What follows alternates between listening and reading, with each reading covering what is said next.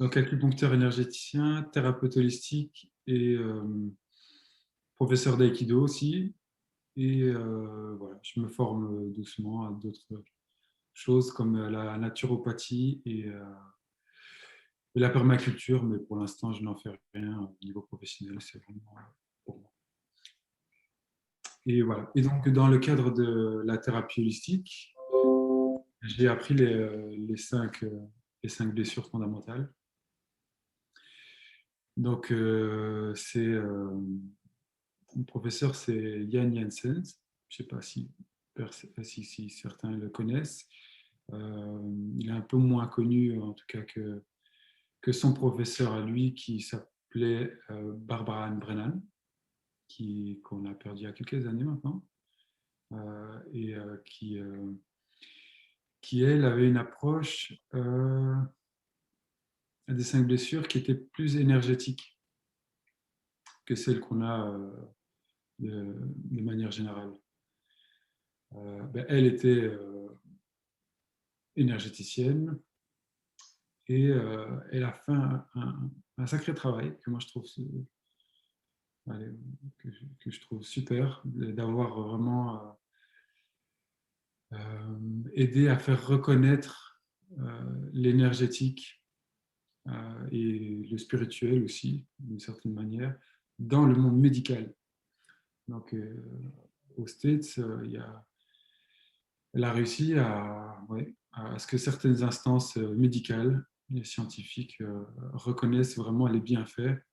Et ça, par l'utilisation d'instruments de mesure, etc., bien physiques, bien scientifiques. Et donc voilà, je trouve ça une très belle avancée. Donc je la salue pour ça. Euh, Ouais. Merci pour cette information. Et j'en profite pour dire bonjour à Régine parce que je vois qu'elle est là dans le chat. Donc, coucou Régine. Et les autres personnes qui êtes là, n'hésitez pas aussi à nous dire que vous êtes là, qui vous êtes, si vous connaissez déjà cette approche un peu des cinq blessures ou si vous avez des questions. Donc, moi, j'ai accès au chat, donc je veillerai à voir aussi les questions que vous posez. Est-ce que tu te présenterais aussi? Oui, donc moi je suis Séverine Bourson, je suis thérapeute humaniste et formée à la psychologie énergétique clinique et aussi tout ce qui est trauma. Et donc quand on parle de trauma, en fait c'est des blocages, mais c'est relié à toutes les blessures qu'on a vécues. J'ai pas suivi directement l'enseignement de quelqu'un qui a été chez Barbara Brennan, mais j'ai été participante, enfin, sans que ce soit un enseignement formalisé, quand même participante chez Lorraine Desmarais, qui elle aussi poursuit cette même approche et travaille dans la même direction. Et puis voilà, différentes expériences de la vie. Et moi, aujourd'hui aussi, j'anime des ateliers autour de la danse, du mouvement, de la créativité, parce qu'en fait, cette mise en mouvement permet de guérir aussi plus facilement et de remettre plus de fluidité là où on en a besoin dans notre vie. Alors, je vois qu'il y a Warda qui est là. Bonjour Warda. Elle dit qu'elle a lu les livres de Lise Bourbeau, qui effectivement Lise Bourbeau a un peu vulgarisé cette approche-là et l'a rendue accessible à un plus large public. Est-ce que... C'est Pierre Akos qui a discerné ça. Donc, lui, il vient de l'approche reichienne et puis et il a développé ça. Et puis après, c'est vrai qu'il y a d'autres personnes d'autres personnes s'en sont emparées et ils les ont un peu propagées à leur sauce. Mais c'est peut-être bien de dire d'où ça vient. Oui, d'où ça vient à l'origine. Régine dit aussi qu'elle a lu Lise Bourbeau. Effectivement, oui, ce livre-là, en fait, il y a énormément de monde je sais qu'il y a beaucoup de monde qui l'a lu. Celui-là et la suite, Guérir les 5 blessures. Voilà. Mais donc, justement, à propos de ces 5 blessures, on peut un peu prendre le temps de s'arrêter sur chacune, mais aussi d'expliquer un peu, Gaëtan, il y a effectivement la blessure à la base, mais il y a aussi le masque qu'on construit devant cette blessure-là. Et puis, si on peut un peu dire aussi un ou l'autre élément pour chaque blessure qui permet vraiment d'entrer dans un chemin de guérison. dans un chemin de transformation avec cette blessure.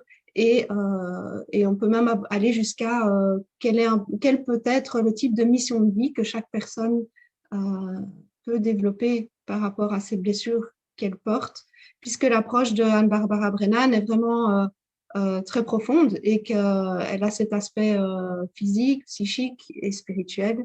Et donc, on parle aussi de quelque part de mission de vie. Ouais, je pense que c'est très important de mettre l'accent là-dessus.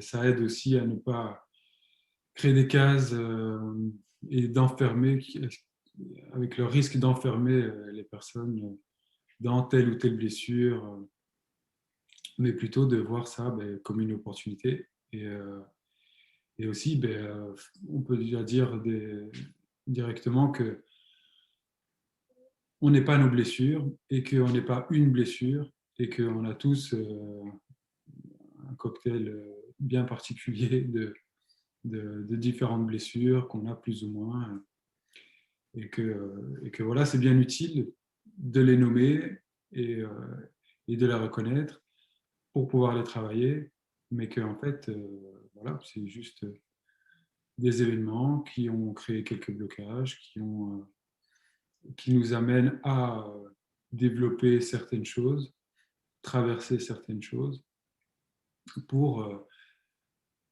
amener dans le monde notre particularité, notre compétence bien spécifique. Et en fait, on verra plus tard quand on l'expliquera plus en profondeur, mais c'est joyeux aussi de découvrir ça. Tiens, mais Oui. en fait, c'est qu'est-ce que j'ai vraiment, ce dont j'ai vraiment envie, ce qui me plairait vraiment de faire, de voir dans le monde. En fait, ce sera ça ma, euh, ce sera ça la chose que j'aurai à apporter, ce sera ça le, ma guérison, quoi. Mhm. Et c'est intéressant et c'est important parce que je vois dans le chat, il y a Régine qui dit qu'en fait, c'est un sujet très important, mais que c'est pas facile à gérer dans la vie. Et c'est vrai, quand on est activé sur notre blessure, c'est pas facile. Donc ça aussi, je pense qu'on va un peu y revenir. Et puis il y a Caro, bonjour Caro et bonjour Manuel, je vois que vous êtes là. Caroline qui pose une question, est-ce qu'on peut aborder la façon dont on peut se positionner face à une personne contrôlante, puisque c'est apparemment quelque chose auquel elle est confrontée pour le moment. Ouais, intéressant. Donc, vos questions, on les a bien notées. On va y revenir avant la fin, de toute façon. Mais là, ce serait peut-être bien qu'on puisse parcourir un peu justement, ces 5 blessures et moyens de guérison. Et Est-ce que tu veux le faire ou... on, je veux bien commencer, mais je te proposerai de compléter à chaque fois, si tu vois qu'il y a quelque chose en plus. Et voilà, on va un peu l'un après l'autre présenter différentes. Ouais, Donc ouais. moi, ouais. La première dont on parle souvent, c'est la blessure de rejet et qui peut intervenir vraiment très très tôt dans le développement, même déjà de l'embryon dans le ventre et puis dans la petite enfance. C'est un rejet qui se vit souvent avec une personne du même sexe, mais voilà, après, toutes les configurations sont possibles. Et ce qui va se passer quand la blessure de rejet est vécue, c'est qu'il y a un masque, un mécanisme de défense de fouillant, on dit fouillant, qui va se mettre en place où ça va être compliqué pour la personne de rester bien présente. Et donc, on peut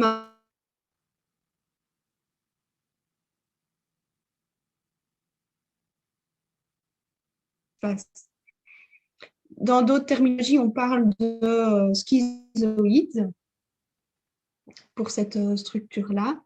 Et c'est qu'un chemin de guérison, quand vous voyez que vous avez cette blessure de rejet, c'est cet exercice de vraiment rester présent dans votre corps, de rester présent d'aller dans cette affirmation, bah, j'existe, les autres existent et Je ne sais pas si ça bloque pour tout le monde, mais pour moi, le son et l'image bloquent. Ça fait deux, trois fois. on n'a pas entendu ce que j'ai dit alors. J'ai pas entendu la dernière chose que tu as dit. Je vois. Donc, la dernière chose que j'ai dite, c'est plus sur le chemin de guérison que si vous sentez. Décidément, c'est toujours au même moment que ça bloque. Il y a un truc qui ne veut pas passer.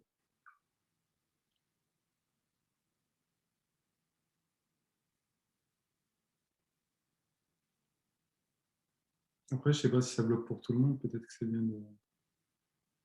Vous sentez que vous avez cette blessure de reste, c'est de vraiment habiter votre corps, de rester présent dans votre corps, d'accepter ce que vous avez et de pouvoir arriver à cette affirmation, j'existe, les autres existent, j'existe et c'est OK comme je suis et vraiment cette présence dans le corps. Ouais. Est-ce que c'est passé cette fois? Oui, finalement, j'ai entendu la fin. Ouais. Et, Pour les autres, peut-être que c'est bien de nous dire aussi si ça bloque chez nous. ouais. Ouais, voilà. Je dis bonjour à Laurence Vallon parce que je vois aussi qu'elle est là. Elle dit oui, ça bloque, bug. Mais c'était il y a 1 minute, donc j'espère que maintenant c'est OK en fait.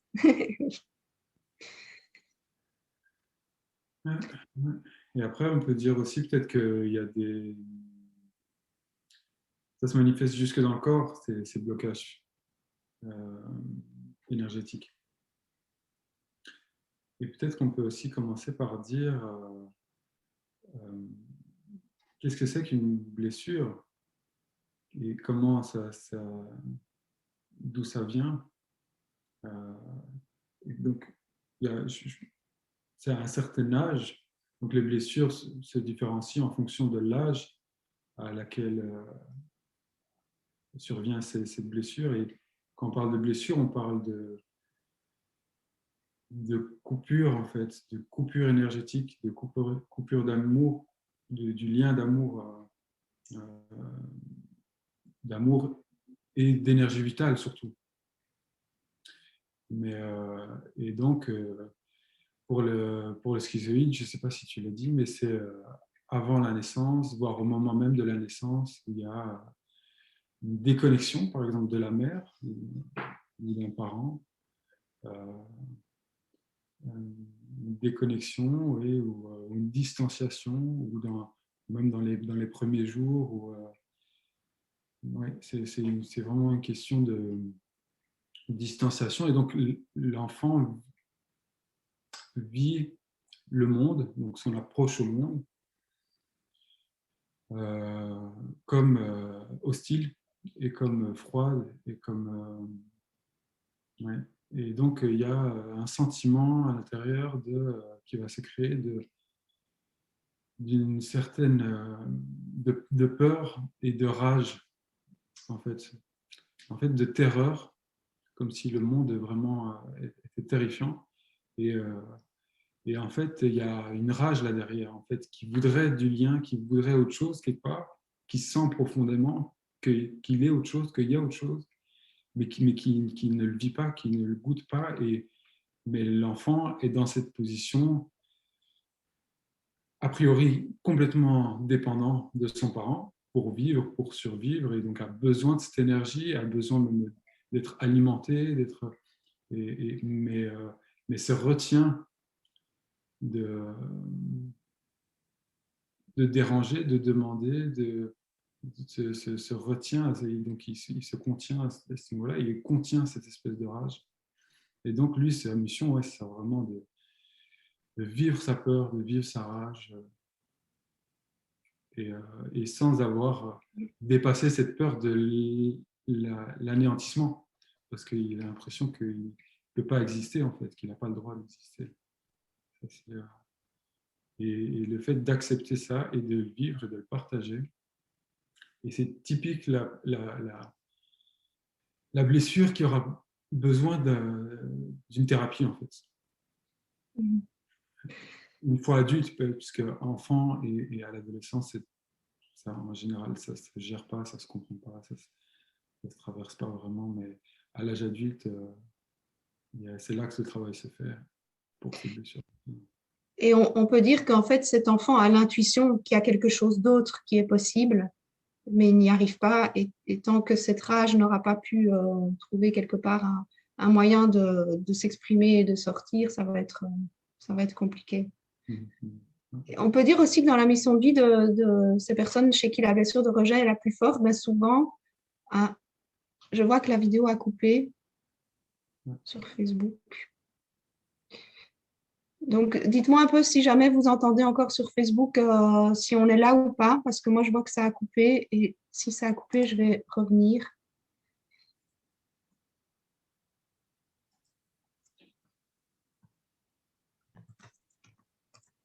Alors, je mets ça a coupé, on revient.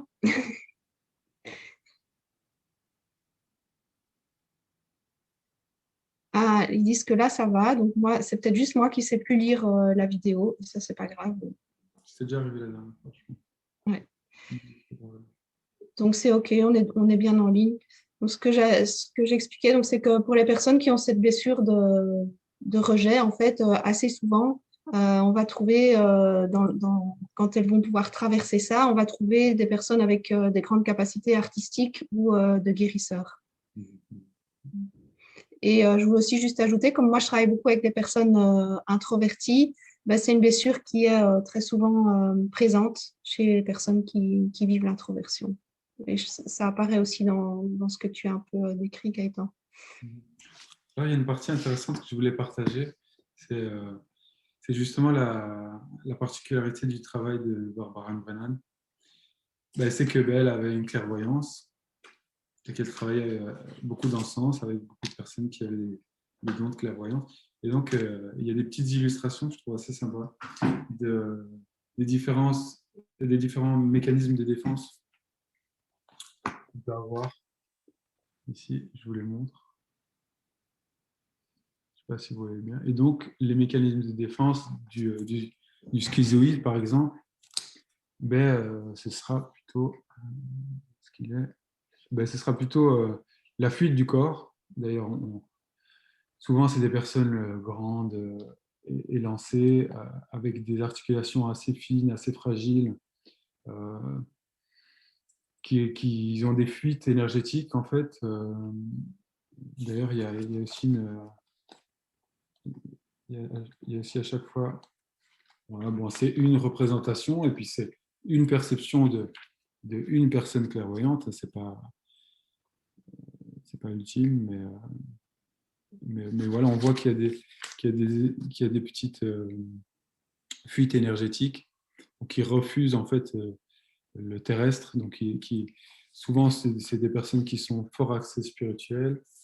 Alors, elles ont tendance à regarder un peu dans le vague, à être un peu en dehors de leur corps ou à côté, et vont plutôt être en retrait ou avoir une défense pour qu'ils piquent, avec des pics comme ça. Donc c'est marrant de tout ce qu'on peut remarquer de par la parole, l'attitude, etc., ou qu'on ressent, mais sur lesquels on n'a pas toujours mis des mots ou qui ne sont pas aussi flagrantes que quand on voit vraiment l'énergie. Et bien, en fait, elles sont manifestes sur ce plan-là aussi. Ça, je trouve ça assez intéressant à observer et à noter. Ouais. Ouais, merci.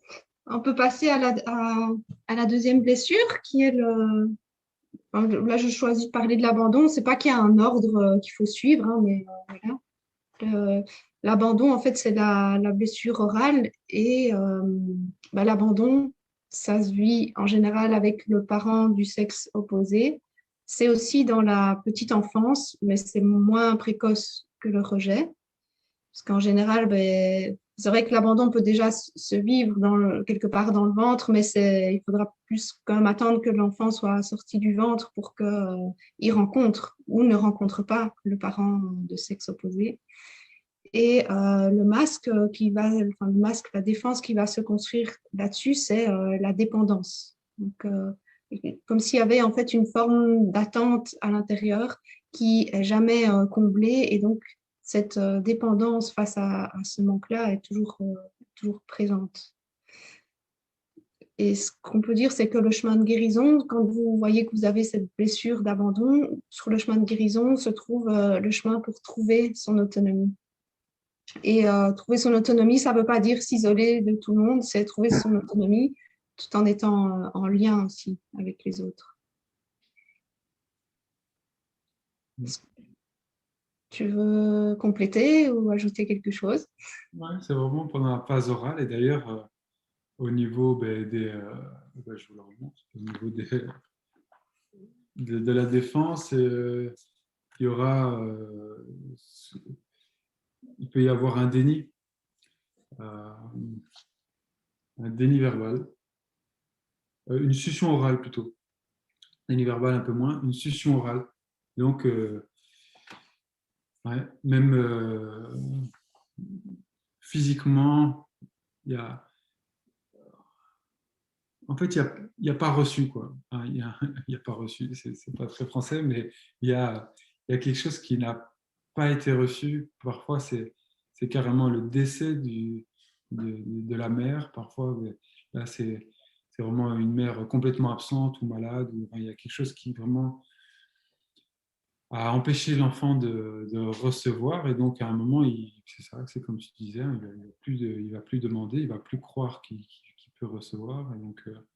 Et donc, même physiquement, on peut avoir le torse un peu renfoncé, les muscles un peu atrophiés, tu vois, manque de combativité. Euh, et pourtant, ouais, c'est ça, il a ce besoin d'autonomie, il va vraiment montrer ça, démontrer ça, mais très vite, va très vite se décourager dès qu'il y a un souci. Mhm. Donc, il va se plaindre de passivité quand il vient voir le thérapeute. Mais ouais. Et donc le tout, ce sera ben oui, de trouver l'autonomie après. Oui. Donc, on peut dire aussi qu'en général, ces personnes deviennent, en travaillant sur leurs blessures, peuvent devenir des enseignants de très, très grande qualité, avec un très grand cœur, une capacité à transmettre qui est basée sur l'amour qu'ils ont pour ce qu'ils transmettent et pour les personnes à qui ils transmettent aussi. Et Et aussi, donc, ouais. Et c'est aussi des créatifs, aussi une capacité artistique assez puissante. Voilà, alors c'est pas, ça ne veut pas dire que tous ceux qui ont vécu de l'abandon vont devenir enseignants, mais c'est une piste possible et ça peut se révéler dans plein de domaines différents. La troisième blessure qu'on peut aborder, c'est l'humiliation. Et l'humiliation, en fait, donne aussi comme le masque, le bouclier, la protection de masochiste. Donc oui, ça peut paraître un peu péjoratif hein, quand on le dit comme ça, mais c'est vraiment pour comprendre qu'est-ce qui se passe pour la personne, parce qu'il y a une blessure à la base d'humiliation et pour ne pas sentir ce que fait cette blessure, la personne va essayer de justement, elle va mettre un masque, elle va créer ce bouclier-là pour ne pas ressentir ça. Et donc, quelque part, le masochisme, il aime souffrir. Donc, oui, c'est une autre souffrance, mais ça lui permet de ne pas ressentir la blessure originelle. Et ça va faire aussi qu'il va avoir très peur de prendre sa liberté et il va se sacrifier pour les autres énormément.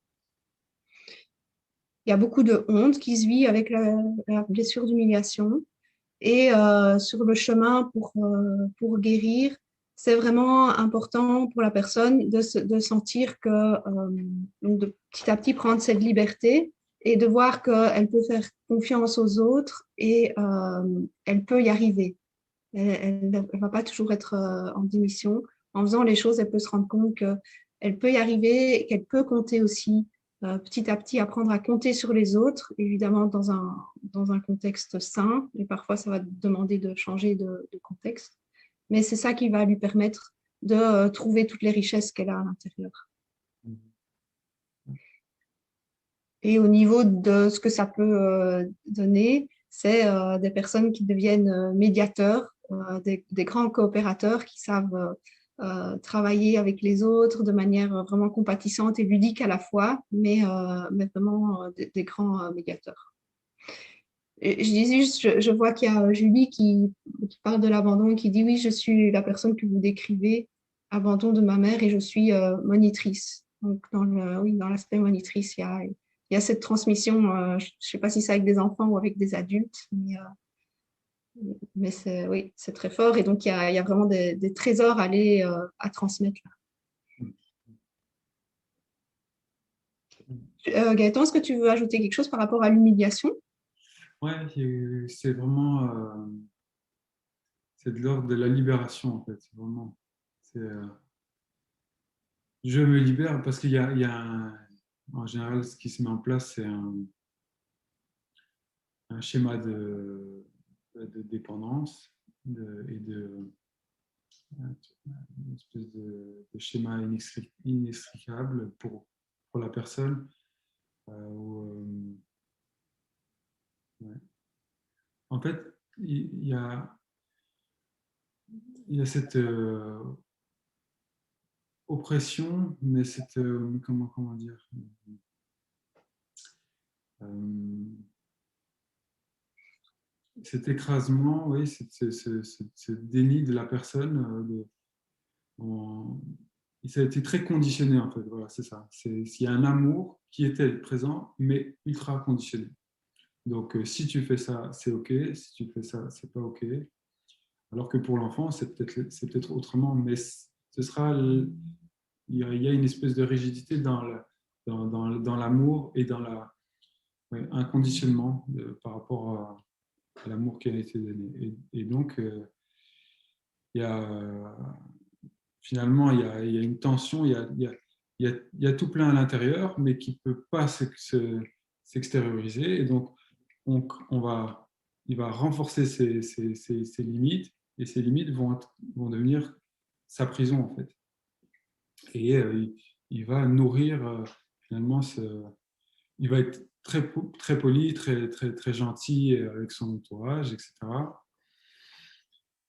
Euh, mais sans jamais laisser paraître ce qui bouillonne à l'intérieur. Et d'ailleurs, il va être très tendu, même physiquement, ben, il va avoir les muscles constamment tendus, donc même les muscles du cou vont avoir tendance à se crisper. Il va peut-être être un peu comme ça.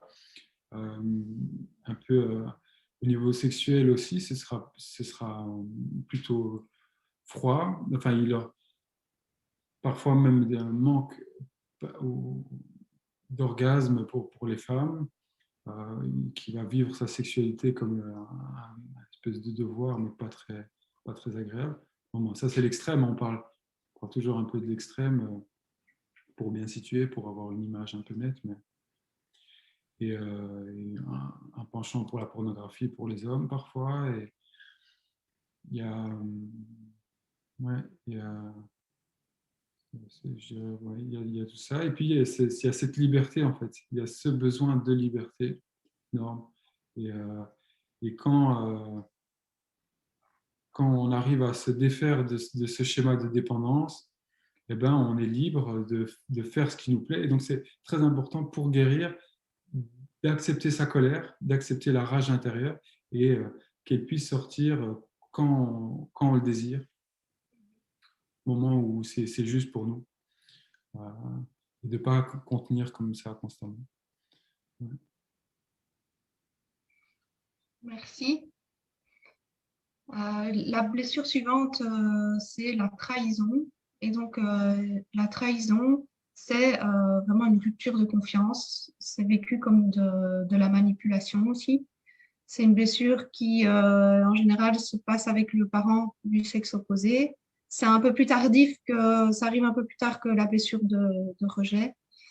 Et en fait, cette blessure-là, ça va donner lieu à une défense de contrôlant. Alors, oui, Gaëtan, je te demande ta confirmation parce que j'hésite en fait entre la défense, est-ce que c'est. Oui, en fait, il y a une forme de manipulation aussi qui peut se mettre en place, mais est-ce qu'on considère ça comme du contrôle? Ah Voilà. oui, son idéal, ce serait de pouvoir contrôler tout le monde parce qu'il sait mieux. À un moment, bon, il pense savoir mieux. Euh, et puis, Ben, il y a eu, c'est ça, il y a eu cette trahison.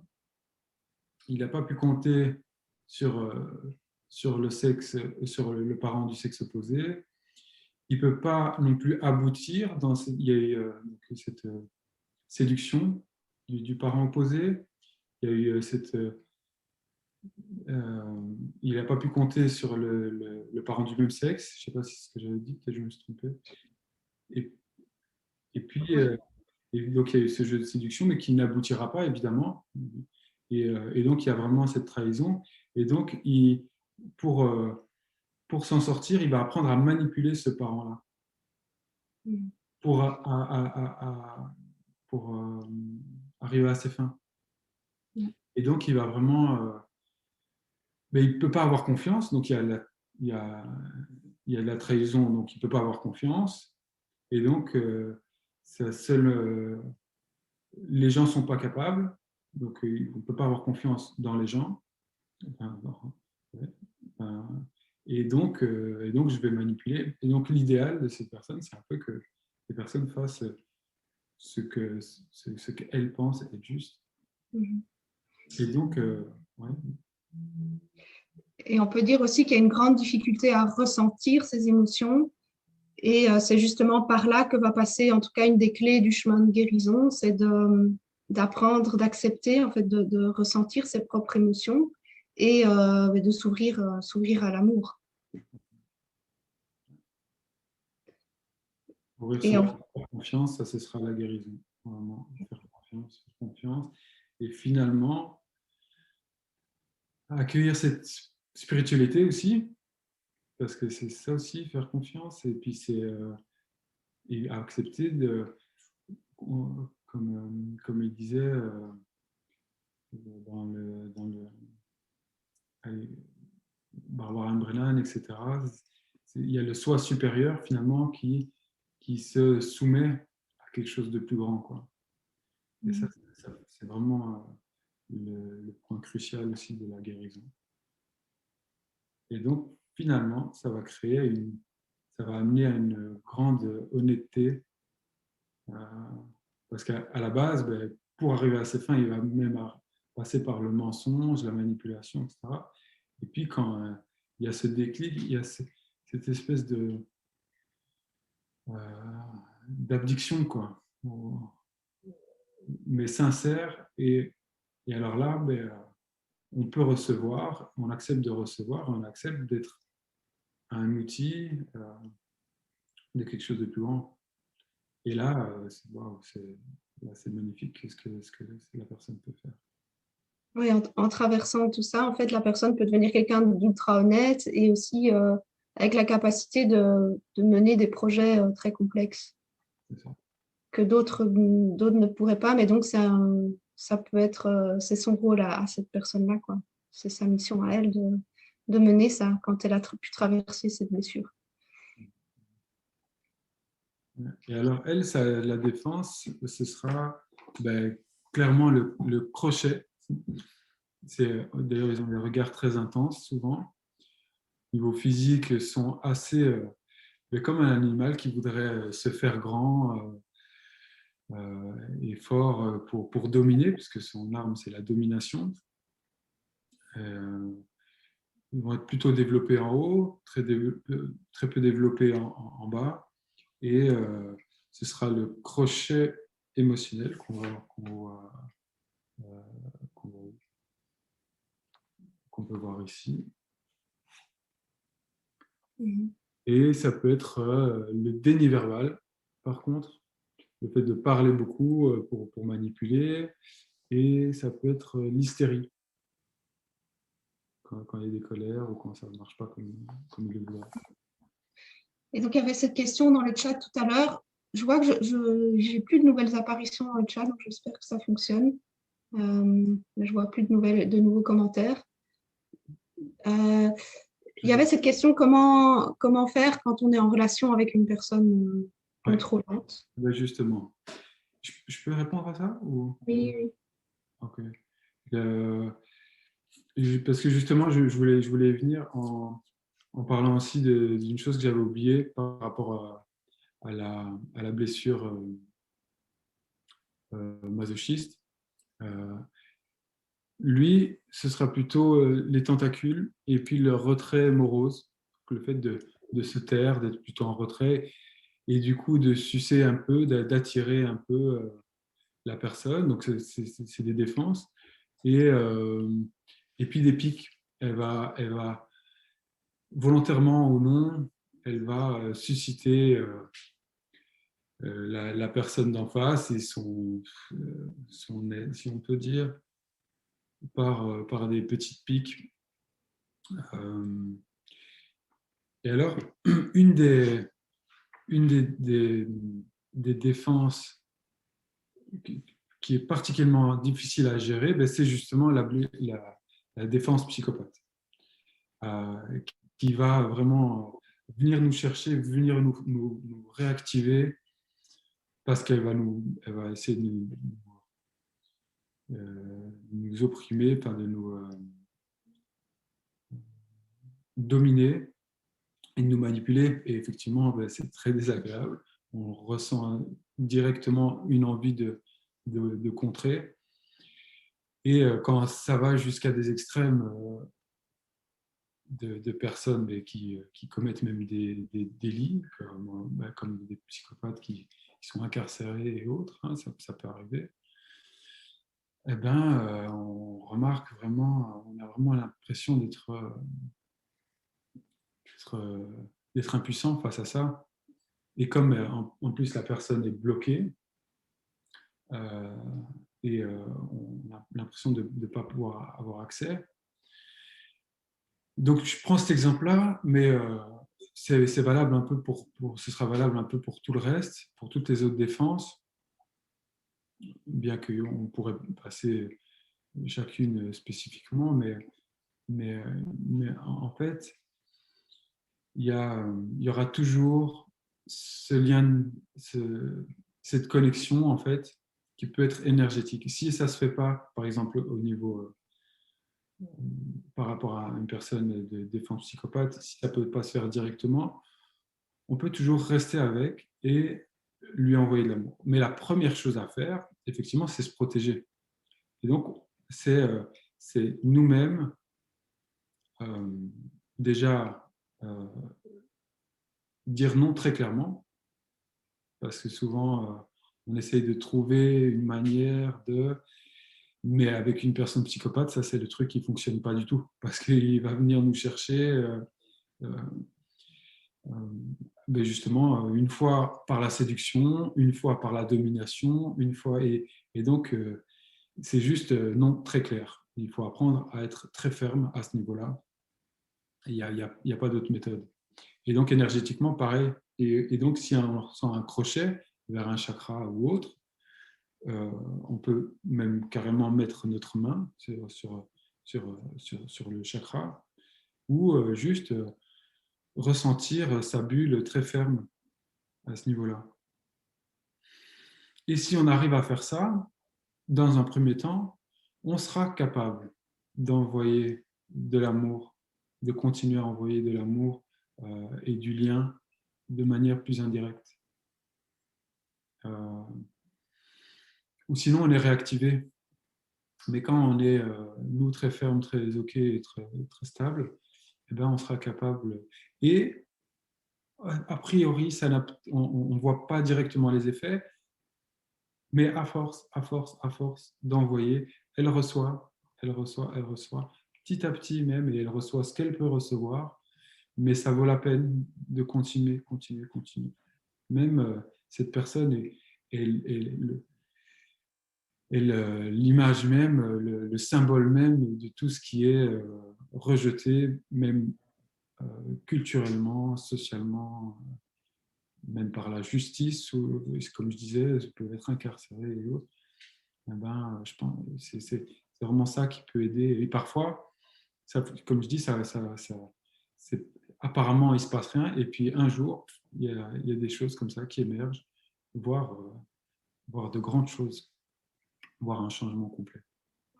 Ça dépend aussi oui, à quel niveau se situe peut-être ce que la personne envoie et qui peut être acceptable ou pas acceptable. Ce que j'entends aussi, c'est qu'en fait, en face d'une personne contrôlante, ça vient chercher un peu toutes les failles que nous, on peut avoir à l'intérieur. Et là où on n'écoute pas suffisamment nos propres besoins et où on ne sait pas suffisamment mettre notre propre limite, ben, ça vient nous chercher là-dedans et ça passe d'abord ça va passer par une écoute de soi vraiment, vraiment profonde et finalement de se connaître aussi mieux soi pour pouvoir avoir cette force et cette présence qui fait que en fait, tu vas pouvoir mettre un peu ta limite autour. Donc, je pense qu'il y a aussi à chacun à sentir, voilà, si c'est quelqu'un avec qui on est amené à vivre tous les jours, à sentir où chacun en est et dans quelle mesure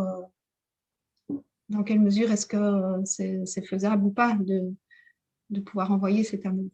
Ouais, ouais. Oui, parce que je dis envoyer de l'amour, c'est si on peut, et c'est toujours très, comment dire, c'est délicat. Je veux dire, le plus important, c'est notre travail. Et puis la question, d'ailleurs, je pense que c'était ça, c'était comment se protéger. Euh, parce que, mais il y a deux choses que j'aimerais dire. C'est souvent, on fait l'amalgame entre les limites et les barrières. Et pour se protéger, on coupe. Et ça, c'est douloureux pour la personne en face aussi. Et ce sera douloureux et ce sera néfaste pour nous aussi. Et donc, mettre une limite, ce n'est pas du tout mettre une barrière. Ça, c'est très important, je trouve, à dire et à se rappeler. Et par après, euh, vouloir envoyer de l'amour à tout prix, par exemple, ça peut aussi être très, ça peut être blessant, désagréable, parce que ça peut, ben, faut toujours voir quelle est notre intention quand on fait ça. Si on peut, comment dire, prendre d'autres en pitié, c'est très désagréable pour la personne. Euh, mais on peut envoyer aussi de l'amour juste de manière neutre et gratuite. Mm-hmm. Mais effectivement, vouloir agir sur l'autre, c'est très délicat et je pense que c'est même pas quelque chose à faire.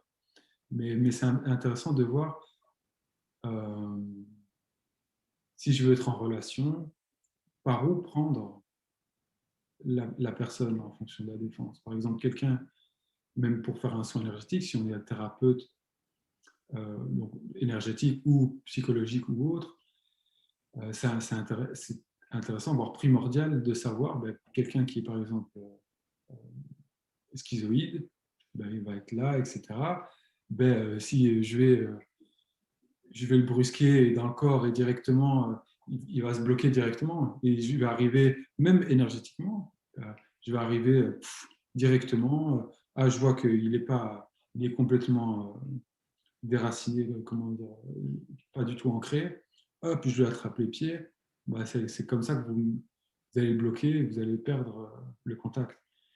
Donc, lui, son approche, comment le connecter, ce sera plutôt par les chakras supérieurs, les corps supérieurs, le spirituel. Et là, il va y avoir un lien qui va pouvoir se faire. Et avec de la douceur. Et avec beaucoup, beaucoup de douceur et de délicatesse. Ce sera primordial. On peut passer à la cinquième blessure, qui est l'injustice. Et donc, pour l'injustice, eh bien, ce qui va se passer, c'est déjà, c'est avec le parent en général du même sexe, c'est vers 5-6 ans, quelque chose comme ça en général que cette blessure-là va apparaître. Et le masque que ça va provoquer chez la personne qui vit cette injustice, c'est le masque du rigide. Et donc, le rigide va être très tendu, très perfectionniste, très exigeant pour que tout soit bien fait pour lui, mais aussi pour les autres. Et en fait, avec cette recherche de la perfection, il veut compenser une forme de colère qu'il vit à l'intérieur, une colère très froide. Et il y a aussi une partie de contrôle. Donc, on est dans un autre type de contrôle qu'avec la blessure de trahison, mais on est aussi dans une forme de contrôle. Et vraiment, une des choses qui peut aider quand on porte cette blessure d'injustice, ce qui va aider pour pour aller mieux et pour entrer sur un chemin de guérison, c'est l'ouverture du cœur. On est de nouveau sur le cœur et de pouvoir faire vraiment le lien entre l'énergie de vie qu'on a en soi, parce que le rigide a beaucoup d'énergie, hein, mais il va la mettre de manière un peu maniaque dans certaines choses, mais il y a beaucoup d'énergie, mais de pouvoir mettre le lien entre cette énergie-là et son cœur. Et alors, au niveau de ce que ça peut donner en travaillant sur cette blessure-là, pour la mission de vie, eh ben, c'est des personnes qui vont vraiment qui peuvent être des meneurs, abattre beaucoup de travail, et là où d'autres pourraient pas le faire, parce que en fait, c'est pas pour eux, c'est autrement, les choses se passent autrement, et ils vont avoir une vision aussi très claire de là où ils veulent aller. Est-ce que tu veux ajouter quelque chose, Gaëtan? Oui, que c'est souvent il y a ça, donc ça se passe un peu plus tard, peut-être juste avant l'adolescence, et il y a une espèce de trahison amoureuse avec le parent opposé, et il va y avoir une confusion entre le sexe, l'éros et l'amour. Et en fait, la défense, ce sera vraiment de tout ce qui s'apparente à ça, donc ça veut dire à peu près tout, tous les sentiments euh, vont être considérés comme dangereux, parce que la peine, c'est de revivre en fait cette trahison qui était trop douloureuse en fait. Mhm. Et, et, et donc, il va tout contrôler pour pas que ça arrive, et il va contrôler tout dans la matière, donc ça va être un compétiteur hors norme, souvent en montre assez sportif, vont un peu comme les psychopathes vont avoir une- un, un rapport à la sexualité assez, parfois un peu dans l'hostilité carrément, et, mais moins que le psychopathe, je dirais, mais va se réfugier aussi un peu là-dedans. Mais ce sera moins imprégné d'amour, justement peu imprégné de vrai amour. Et comme tu disais, le défi, c'est vraiment de relier l'énergie vitale et l'énergie sexuelle aussi à l'énergie du cœur. Et parler de ses émotions à son entourage, euh, se vulnérabiliser quelque part. Ça, ce sera le chemin de guérison. Ouais, et alors, parce qu'il y avait la question enfin, c'est pas la question, mais la réflexion de Régine qui disait c'est super intéressant comme sujet, mais au quotidien, c'est pas toujours facile à vivre. Et c'est vrai, au quotidien, c'est pas toujours facile à vivre parce qu'il y a souvent des choses qui peuvent se réactiver. Et ce qui est important aussi, c'est que ce soit en thérapie ou par un travail personnel que la personne fait, mais d'accepter qu'il y a des moments où ça va s'ouvrir, des moments où on va sentir qu'on arrive qu'il y a son être qui peut prendre de l'expansion et on va de l'avant. Il y a des moments où on va sentir de nouveau que ça se contracte, mais on est sur un chemin de vie. On est sur un chemin de vie, une évolution de toute notre vie et peut-être parfois même de plusieurs vies pour ceux qui ont cette vision-là. Et donc, c'est accepter aussi qu'il y a ces allers-retours et on n'est pas dans il faut absolument que ça marche dès la première fois, parce que là, on est de nouveau dans un masque et dans une défense quelque part. Et voilà, ce que je voulais aussi un peu aborder là, c'est ces blessures, parce que la dernière fois, on a dit oui, comment est-ce qu'on sait qu'on est sur une blessure? Gaëtan, tu avais un peu répondu là-dessus aussi, hein. C'est quand il y a une activation, enfin, il y a quelque chose qui s'active à l'intérieur de nous et qui est souvent démesuré par rapport à ce que la personne ou ce que l'entourage a fait à ce moment-là. On peut sentir qu'on est vraiment sur une blessure. Et ben moi, comme je travaille avec l'approche trauma, en fait, c'est un peu la même chose. C'est un blocage qui s'est créé. Et donc, ces blessures, euh, si on prend l'approche des traumas et aussi l'approche de l'IFS, Internal Family System, on va parler en termes de part de nous. Et donc, ce qu'on disait au début, c'est en fait, ces blessures, ce n'est pas notre identité, ce n'est pas nous.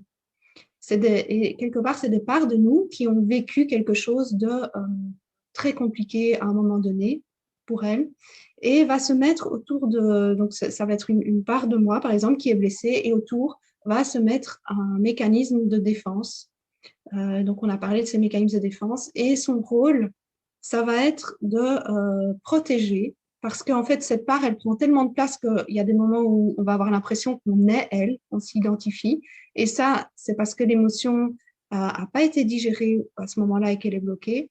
Et donc, à chaque fois que cette blessure va se réactiver, eh bien, il y a ce mécanisme de défense autour qui se met en place pour empêcher la personne de ressentir et de revivre cette blessure-là.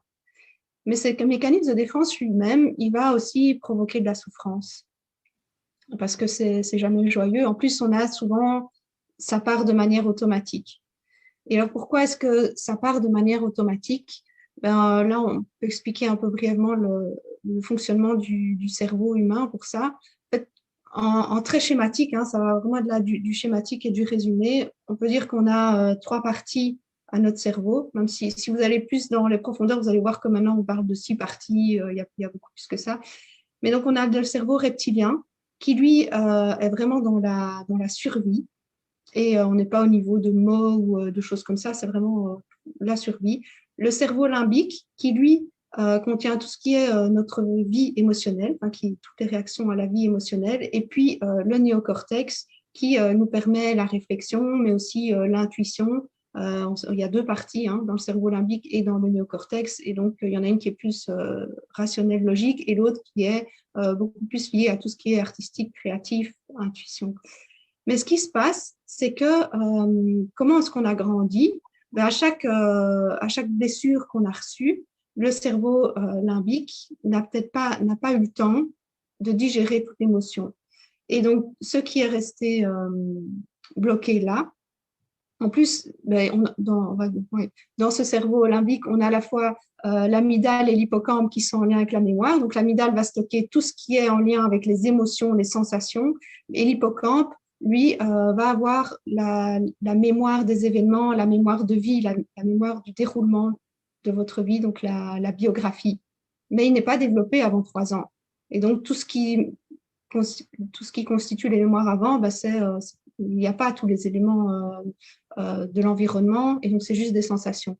Et donc, qu'est-ce qui se passe quand une de nos blessures est activée? Ben, ce cerveau limbique, tout ce qui n'a pas été digéré, lui, il a juste retenu qu'en fait, c'est quelque chose qu'il ne veut pas. Et donc, la réaction va être hyper rapide. C'est pour ça qu'on a l'impression de ne pas maîtriser et contrôler ce qui se passe dans le mécanisme de défense. Ça va tout de suite passer par le cerveau reptilien et on va avoir une réaction de survie qui se met en place. Et là, on est sur le fuir, combattre ou rester complètement figé, ce qui est encore plus compliqué. Et en fait, parce que ça prend moins d'un millième de seconde, cette réaction. Et donc, ça réagit même parfois avant que nous, on puisse observer ce qui se passe. Et en fait, tout le travail de guérison, quelque part, ça va être de pouvoir apaiser tous ces événements-là, toutes ces réactions, ce qui n'a pas été digéré, pour qu'on puisse accéder au circuit qui prend plus de temps et qui, lui, va passer par le néocortex et va nous permettre de dézoomer aussi, de dézoomer sur les événements, ce qui se passe et d'avoir plus de recul et petit à petit de réagir différemment. Et donc, tous ces chemins de guérison dont on a parlé et tout le travail de désensibiliser des traumas, des blocages, ça va petit à petit mettre de l'espace à l'intérieur pour accéder à autre chose et pour que la réaction ne soit plus automatique. Et donc, ce mécanisme de défense va pouvoir petit à petit aussi s'apaiser, mais parce qu'il y aura eu un apaisement de la blessure qui est au centre et que le mécanisme de défense, malheureusement, permet de fuir tant que ça ne peut pas se faire en sécurité. Et si je peux rajouter que effectivement, il y a ce besoin de sécurité, et ce besoin de sécurité, pour répondre à la dame qui posait une question, je ne me rappelle plus de son prénom, mais la question sur la vie quotidienne? Oui. Oui, c'est Régine. Comment? Régine. Régine. Mais, effectivement, au quotidien, n'a pas cette sécurité. Il y a moins de sécurité que quand on va être chez un thérapeute, par exemple. Euh, et dès qu'il y a une situation, donc pour moi, il y a 3 éléments qui nous font savoir si c'est une blessure du passé.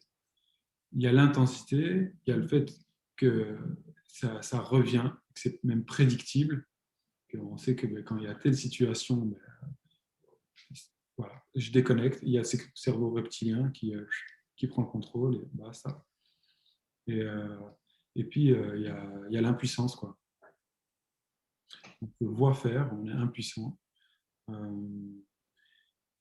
Et donc, je voulais dire ça, oui, par rapport au fait oui, que dès qu'il y a une situation qui va se rapprocher plus ou moins de la situation initiale, de la scène où on a été blessé, de la scène, on appelle ça. Après, ça peut être de multiples scènes, etc. Mais on parle de la scène, du moment. Parfois, c'est vraiment un moment bien précis, un trauma. Et dès qu'une situation se rapproche de celle-là, eh ben, ça se met en place. Et donc, effectivement, au quotidien, c'est difficile à vivre, de, de se voir impuissant par rapport à ça. Et donc, j'invite vraiment, particulièrement pour ce genre de blessures qui sont très anciennes, très profondes souvent, d'aller voir un thérapeute. Je pense qu'on peut régler énormément de choses par la méditation et autres, et au quotidien, en s'entourant de personnes aimantes, bienveillantes, et en dépassant nos peurs au quotidien, en se mettant des petits défis, enfin, tout un tas de manières d'évoluer.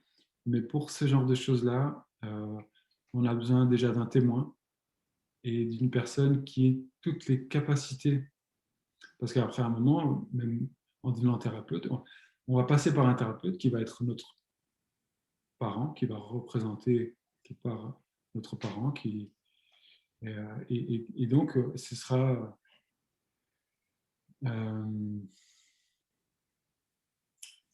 c'est cette relation. Déjà, il y a le fait de pouvoir se défaire un peu, s'éloigner un peu de la blessure par une approche méditative. Donc, ce parent, ce thérapeute va devoir avoir de multiples casquettes. Il va devoir souvent déjà, ça fonctionne mieux quand il est passé par là. Voire c'est primordial que la personne ait déjà fait ce chemin-là. Et après, oui, qu'il ait de multiples casquettes, c'est-à-dire qu'il ait des outils et qu'il soit dans cette ouverture, dans cette approche de pleine présence. Et déjà, ça crée une grande sécurité pour pouvoir recevoir, parce que, comme on dit, ça touche vraiment à la survie. Et donc, c'est très touchy, si je peux dire. Et donc, il va falloir une grande délicatesse, ou sinon ça se ferme très rapidement. Et puis après, oui, il faut un témoin. Après un moment, on peut nous-mêmes devenir notre propre parent et on peut nous-mêmes faire le processus, mais il y a quand même cette relation qui soigne la relation, et donc il y a aussi ce besoin de témoin. Et, ouais. Et donc ça, c'est nécessaire. Et au tout début, quand c'est encore très intense, où on est très identifié à la blessure, on sera justement identifié à la blessure, ou à la blessure ou à la part protectrice. Et donc, une troisième, un tiers ou une autre personne sera nécessaire pour nous ramener, pour nous guider à ce niveau-là. Là, quand tu dis ça, c'est une relation pour guérir la relation. Et comme toute blessure arrive en relation, c'est aussi en relation qu'elles peuvent commencer à guérir. Il y a il y a Agnès qui écrit dans le chat parce qu'elle arrive elle arrive en retard. Elle dit que son ex l'a quittée du jour au lendemain, il y a 6 mois, un collègue de travail, et qu'elle ne digère pas. Elle sait qu'elle souffre de la blessure d'abandon, mais elle a toujours peur et elle reste enfermée chez elle. Elle ne bosse que les matins et elle dit comment soigner cette blessure. D'abord, je veux dire, je suis très touchée, Agnès, d'entendre que c'est tellement douloureux pour toi qu'en fait, tu restes enfermée aussi chez toi. Mais j'entends aussi qu'en même temps, tu travailles, donc il y a une activité qui continue. Comment guérir cette blessure d'abandon? Moi, j'ai envie de dire, tu peux aussi réécouter, enfin, si c'est intéressant pour toi, réécouter le début du live parce il restera en replay sur la page Séverine d'Ourson. Mais si tu sens qu'en plus ça vient chercher chez toi une blessure d'abandon, ben, la blessure d'abandon, elle est aussi assez précoce dans la vie. Et donc, ces ruptures amoureuses, souvent, en fait, ça peut être aussi, c'est douloureux sur le moment, mais parfois, c'est l'occasion d'aller revisiter le type d'attachement qu'on a eu avec ses parents euh, et d'aller guérir aussi certaines blessures qui sont restées là. Alors, il y a différentes possibilités. Hein. Comme le disait Gaëtan, il y a un moment donné où ben, c'est bien de passer par un thérapeute, trouver un thérapeute qui est adéquat pour ça, parce que c'est une relation qui permet de commencer à guérir et d'aller vers ça. Euh, Maintenant, il y a toutes sortes de choses qui peuvent aider aussi, hein, que ce soit comme tu disais, la méditation, mais s'il y a une anxiété, que tu restes enfermé chez toi parce si c'est parce qu'il y a une peur et que tu sens que c'est pas possible pour toi de sortir ou qu'il y a une phobie qui s'installe, ben là, ce sera plus aussi d'aller travailler sur les traumas qui peuvent être présents et empêcher ça de ressortir et d'être bien. Et, euh, et puis voilà, toutes les approches aussi pour apprendre à commencer à te redonner de l'amour aussi. Donc, c'est prendre soin de soi, s'entourer des amis. Ouais. Je dirais que par la méditation, comme tu dis, oui, on connecte à cette partie qui peut accueillir là où c'est tellement douloureux, là où on a tendance à justement, ça fait tellement mal qu'on a tendance à faire un zoom, un focus, et alors que ça nous paraît encore plus grand. Et par la méditation ou juste le fait de rester avec, juste le fait d'observer ce que ça nous fait précisément, où ça se trouve dans le corps, respirer, le vivre consciemment, c'est déjà énorme. Et effectivement, il y a des sentiments souvent de peur et de rage, comme on avait dit au début du webinaire, pour la blessure d'abandon. Et vivre ça consciemment, respirer dedans. Je sais que je sais que c'est pas facile, je sais que ça demande du courage. Euh, mais, Agnès précise qu'elle ne sort pas parce qu'elle a peur de croiser son ex dans la rue avec sa nouvelle copine ou elle a peur de le voir au boulot. Voilà. Et oui, et effectivement, dans la blessure d'abandon, c'est quelque chose de très douloureux que, de voir que la personne à qui on était attaché euh, est avec quelqu'un d'autre et que en fait ça c'est vraiment l'abandon quoi. Il y a l'attention pour quelqu'un d'autre mais pas pour soi. Et je pense que c'est vraiment intéressant d'aller voir avec l'aide de quelqu'un en fait ce que ça vient réveiller aussi en toi et pouvoir aborder cette situation pour que toi tu puisses retrouver une liberté aussi de mouvement, une liberté de mouvement et de prendre plaisir à marcher dans la rue et sans avoir toujours cette peur de le recroiser. Mais je pense pour ça, ça demande aussi d'aller voir euh, qu'est-ce qui s'est passé aussi avant qui fait qu'aujourd'hui, c'est difficile de le voir. et si justement ça m'amène à une chose qui peut être intéressante pour tout le monde, c'est la mise en place d'une blessure. Bon, moi, je parle vis-à-vis de ce que moi j'ai appris euh, et d'une approche plus énergétique aussi. C'est quoi l'énergie déjà? Tout est énergie, mais pour comprendre l'énergie, c'est important de savoir qu'il y a différents degrés de densification, de métabolisation de l'énergie. Et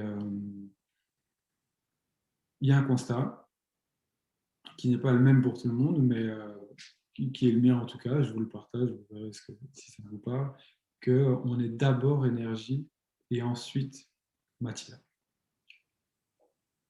Pourtant, il paraît l'inverse. On voit qu'on est matière et on pourrait avoir tendance à imaginer que de ce corps émane l'énergie et que ça va dans ce sens-là. Mais si on prend par exemple l'exemple d'une idée ou d'un projet, c'est d'abord une étincelle, c'est d'abord une pulsion, une impulsion électromagnétique, on peut dire, en tout cas d'une certaine énergie de vie, et qui finalement va faire son chemin.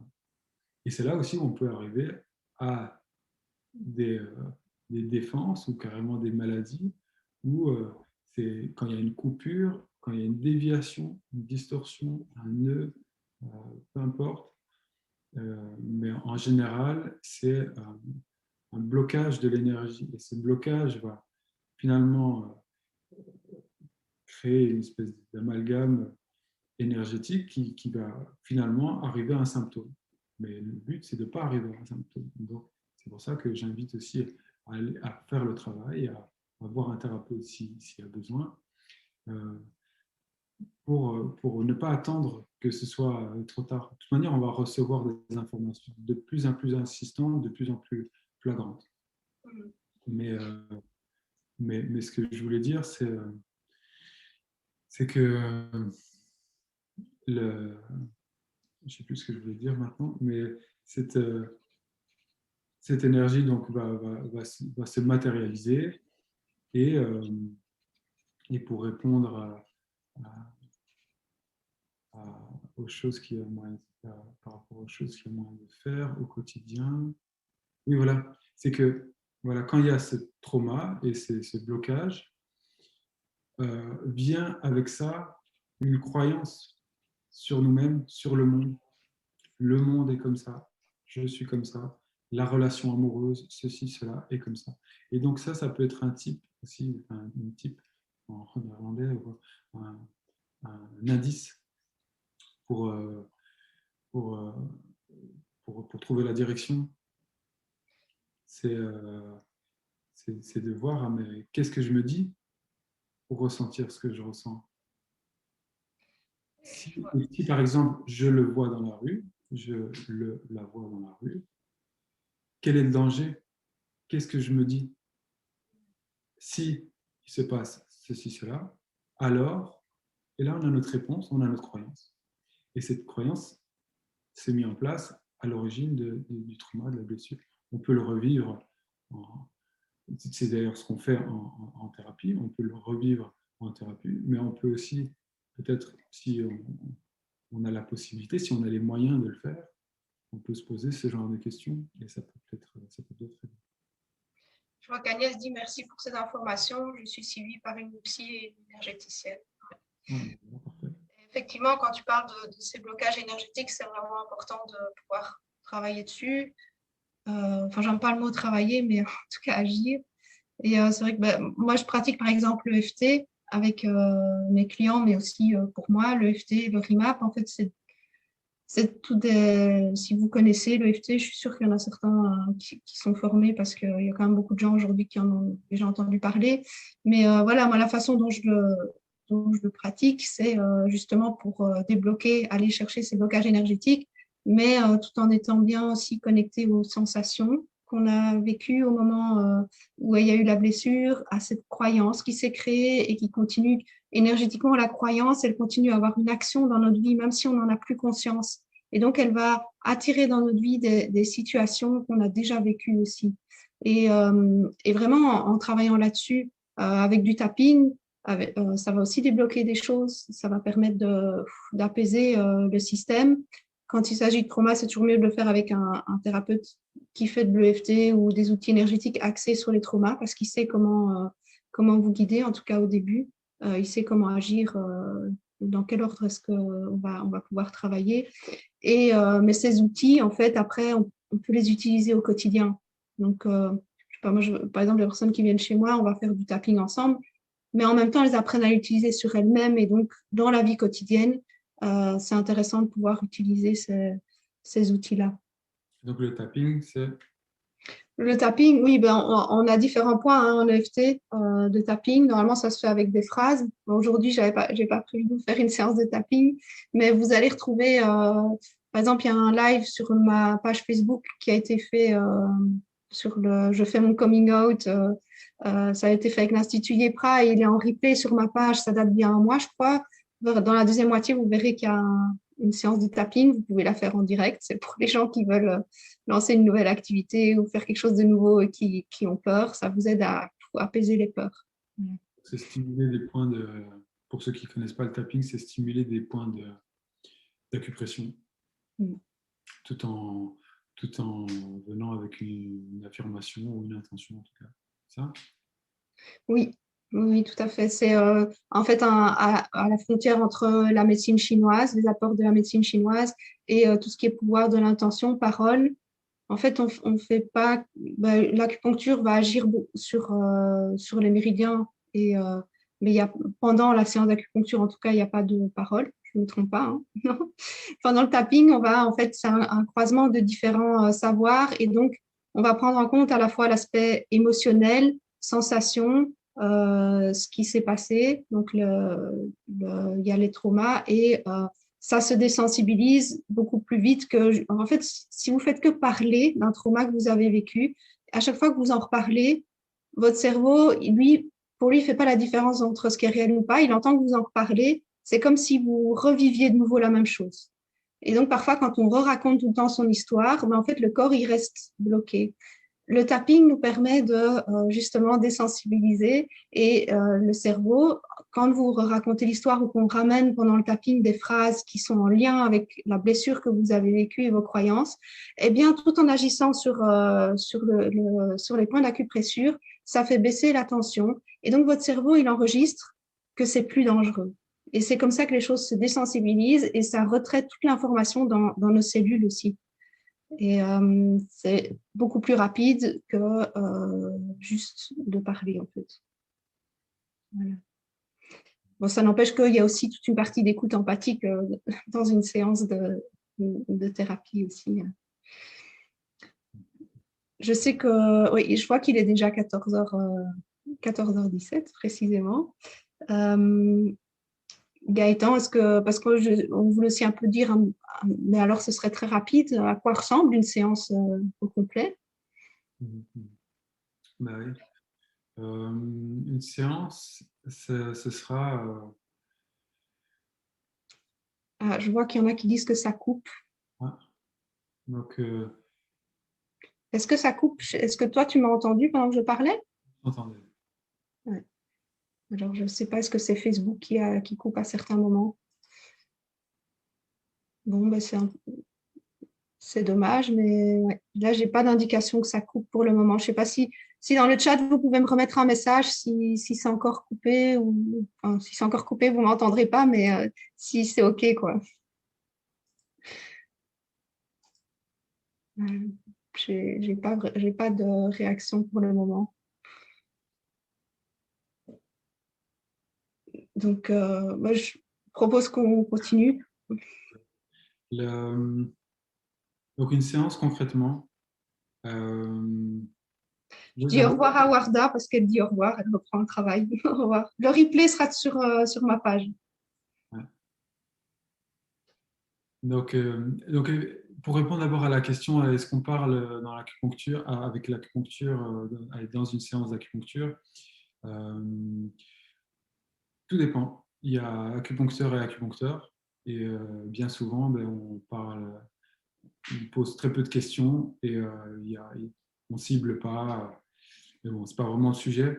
Mais un bon acupuncteur va, va nous amener à expliquer quel est le souci, va nous poser tout un tas de questions sur nous pour nous soigner, nous précisément, et pas juste un symptôme, ce qui est pourtant le plus répandu, c'est l'acupuncture symptomatique. Mais normalement, on parle et un bon acupuncteur va directement nous diriger vers l'origine du problème. Et du coup, une fois évoqué, après, on pourra passer le reste de la séance en silence. Et le silence, effectivement, fait partie. Et donc, pendant qu'on est traité sur les points, effectivement,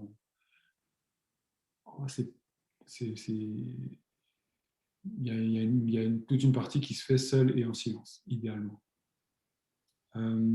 Et donc, ici, ce sera pareil ce sera pareil dans le sens où on ne va pas s'éterniser sur la parole, sur l'histoire.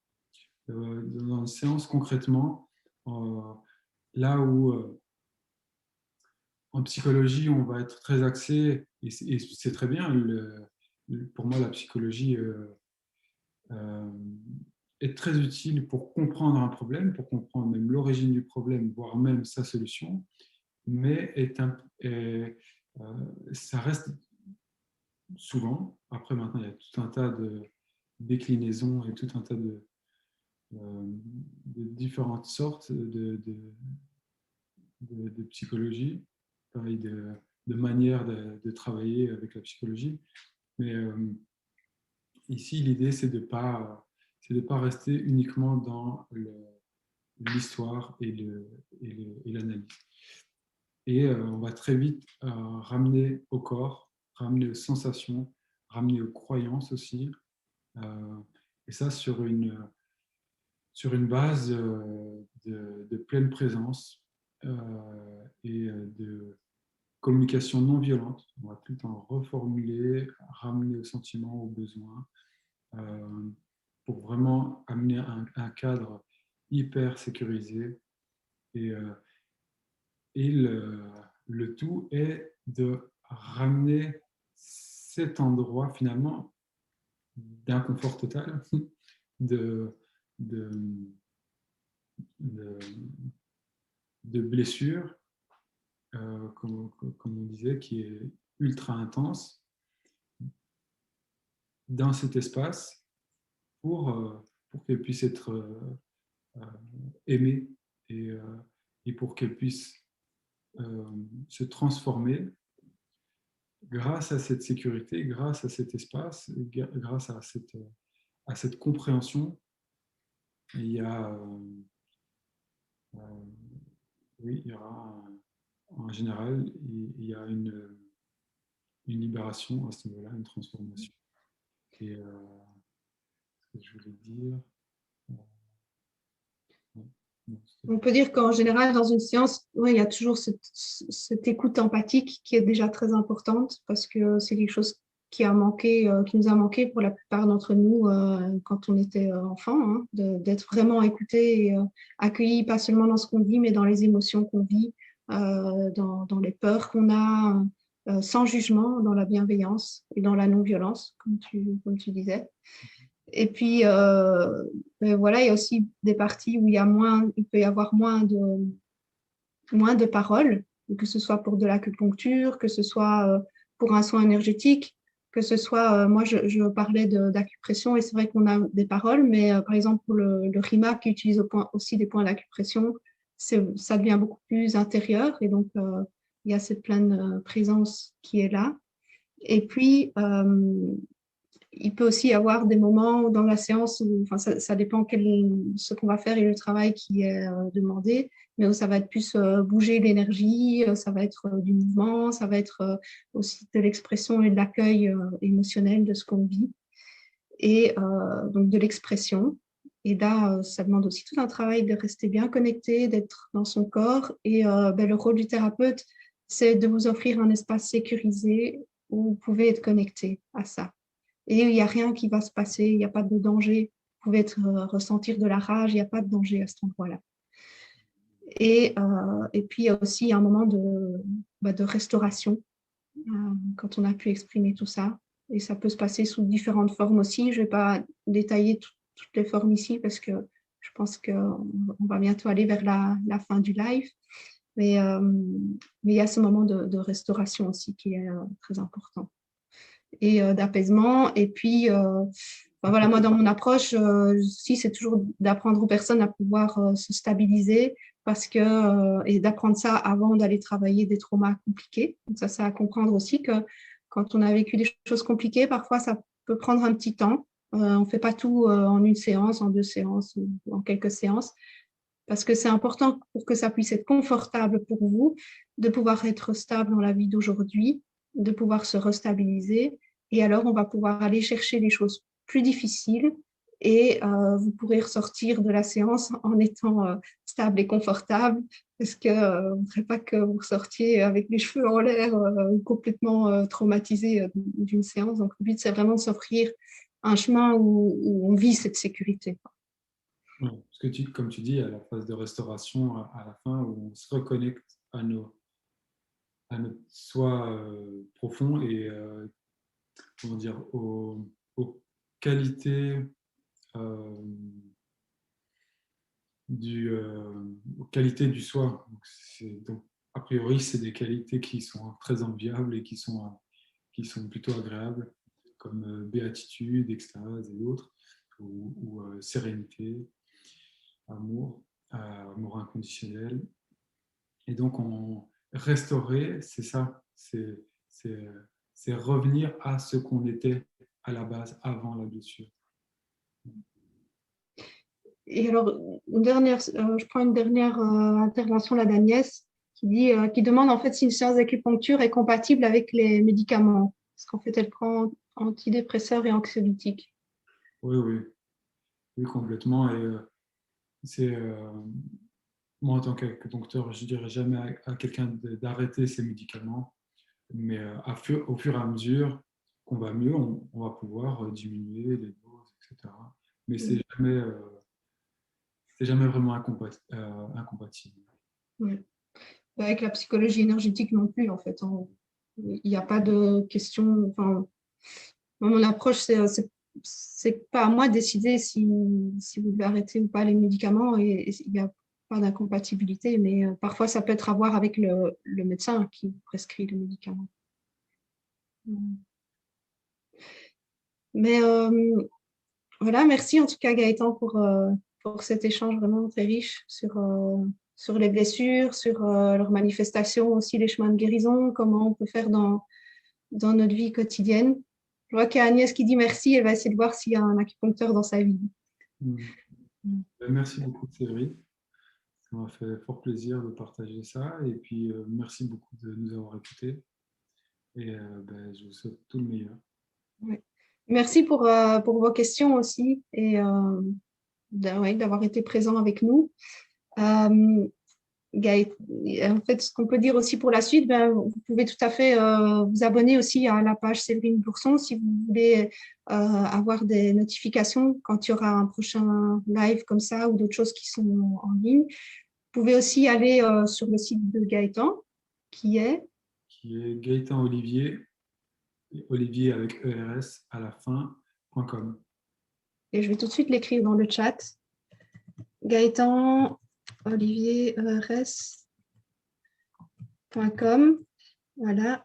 Et vous pouvez aussi aller sur mon site qui, en fait, lui, s'appelle Vibresoi. Vibresoi.net. Et oui, mais je peux vous annoncer aussi, si ça vous intéresse, que moi, je suis en train d'enregistrer des méditations et que je vais bientôt, en tout cas, en mettre une. Il y en a une que je vais mettre en accès libre. Donc, ce n'est pas encore tout de suite, mais ce sera pour bientôt. Et le lien sera aussi sur ma page Facebook. Eh bien, merci à tous et moi, je vous souhaite à tous une très bonne après-midi.